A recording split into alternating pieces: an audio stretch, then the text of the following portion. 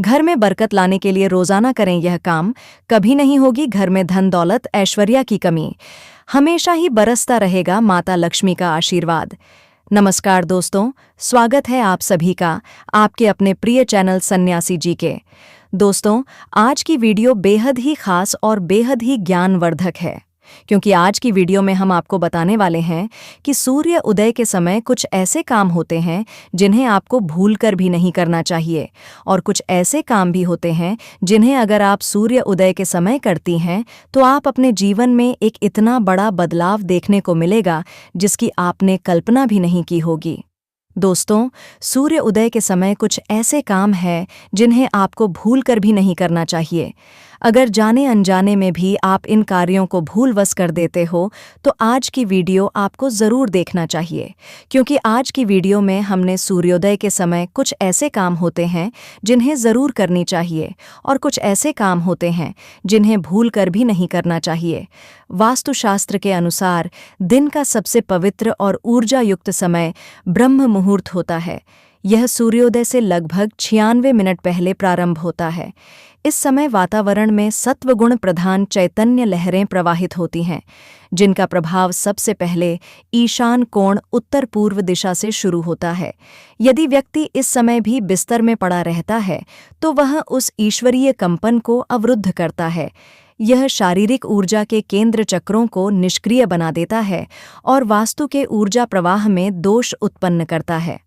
वास्तुशास्त्र के अनुसार ईशान कोण ब्रह्मा, विष्णु और शिव का त्रिपटगामी क्षेत्र है, जहां से आध्यात्मिक ऊर्जा, ज्ञान और ब्रह्मांडीय शक्ति का संचार होता है। यदि व्यक्ति सुबह इस दिशा की ओर सिर करके बिस्तर पर पड़ा रहता है तो वह ऊर्जा का उपयोग नहीं कर पाता। इससे घर में बुद्धि का क्षय, स्मृति का नाश और धार्मिकता से विचलन होता है।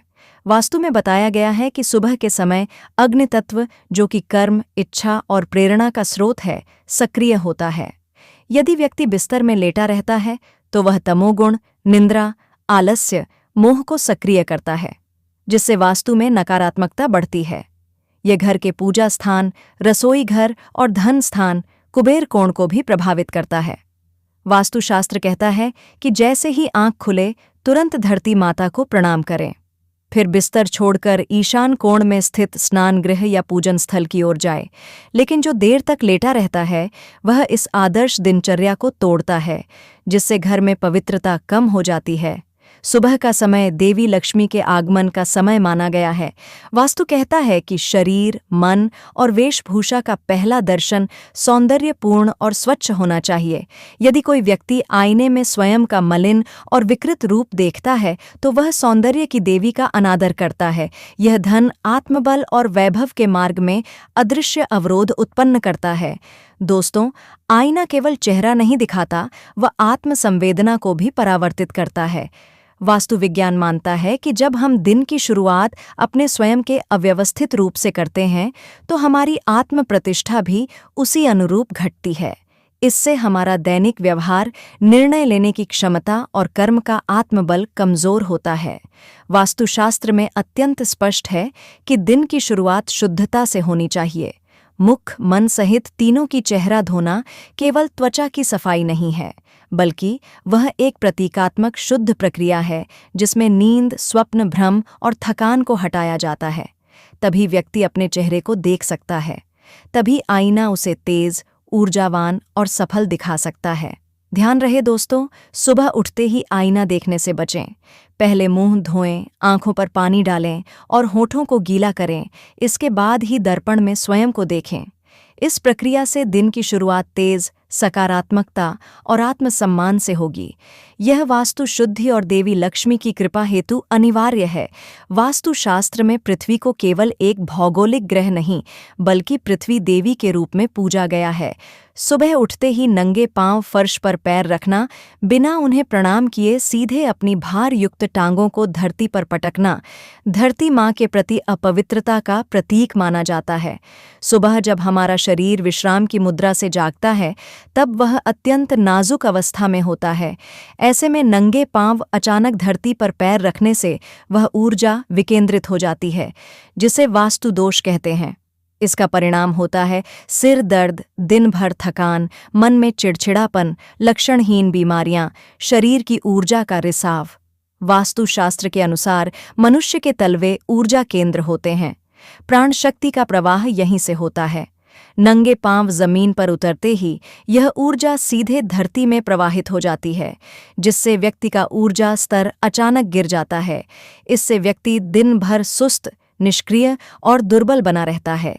इसीलिए शास्त्रों में कहा गया है कि पैर रखने से पहले धरती को प्रणाम कर उसकी अनुमति लेनी चाहिए। सुबह का समय चंद्रमा, गुरु और सूर्य से जुड़ा होता है। यदि इस समय में मन अशांत हो और किसी को फटकारा जाए, अपशब्द कहे जाएं या किसी से झगड़ा किया जाए, तो चंद्रमा की शीतलता, गुरु की ज्ञान शक्ति और सूर्य की आत्मबल ऊर्जा तीनों क्षीण हो जाती हैं। इससे दिन भर निर्णयों में गलती, वाणी में कटुता, लोगों से टकराव और धन हानि जैसी स्थितियां जन्म लेती हैं।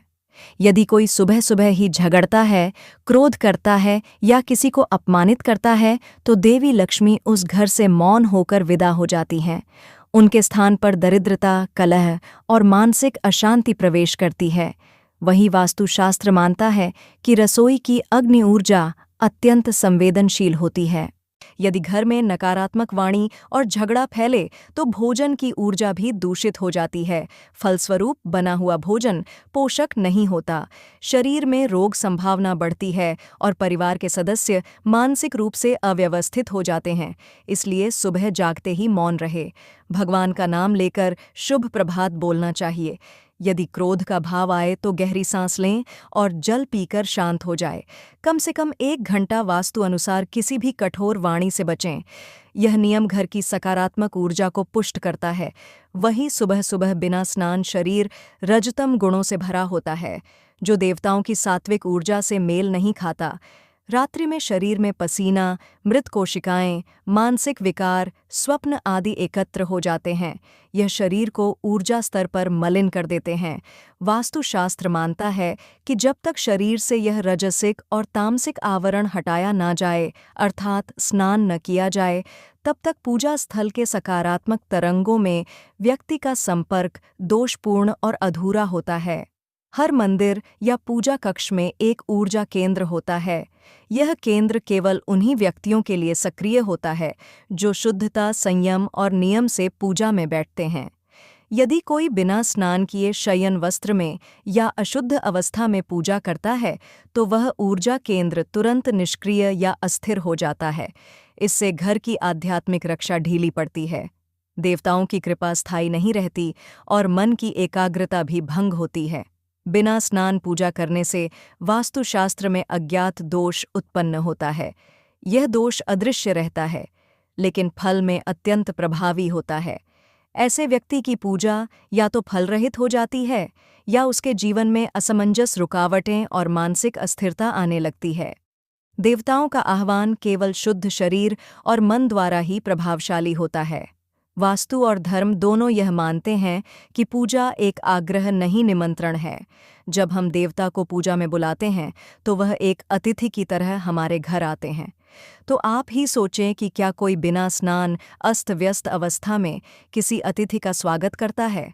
बिना स्नान पूजा करना देवताओं के समक्ष अपमान, अनुशासनहीनता और असम्मान का संकेत होता है।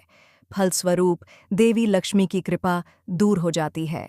वास्तु के अनुसार स्नान केवल शरीर की सफाई नहीं, बल्कि मन को एकाग्र करने की प्रक्रिया है। जल के स्पर्श से मस्तिष्क की तरंगें स्थिर होती हैं, जिससे पूजा के समय ध्यान और भावना की लहरें उन्नत होती हैं। यदि स्नान नहीं किया गया तो व्यक्ति के विचार विचलित होते हैं। स्नान के बाद शुद्ध वस्त्र धारण करके गहरी सांस लेकर शांत मन से पूजा आरंभ करें, परंतु यह केवल अपवाद है, नियम नहीं। स्नान के बिना की गई पूजा शरीर, मन और मंदिर तीनों को दोषयुक्त करती है। वास्तुशास्त्र शुद्धता को पूजा का आधार मानता है।